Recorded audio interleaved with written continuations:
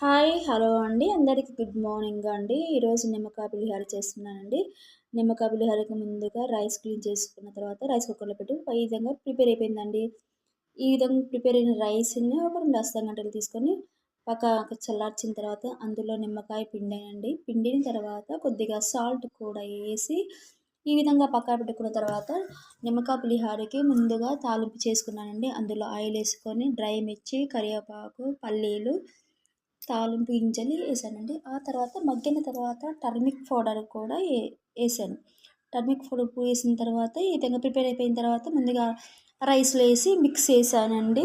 ఈ విధంగా నిమ్మకాయ పులిహోర పూర్తయిపోయిన తర్వాత ఈరోజు అమ్మవారికి నైవేద్యంగా నిమ్మకాయ పులిహోర పెట్టానండి. అమ్మవారికి చింతపండు పులిహోరన్నా, నిమ్మకాయ పులిహోరన్నా కూడా పాయసం అన్నా ఇష్టమండి. కానీ నేను ఈరోజు ఏందంటే నిమ్మకాయ పులిహోర పెట్టుకున్నానంటే ఆ తర్వాత జామకాయలు పెట్టానండి.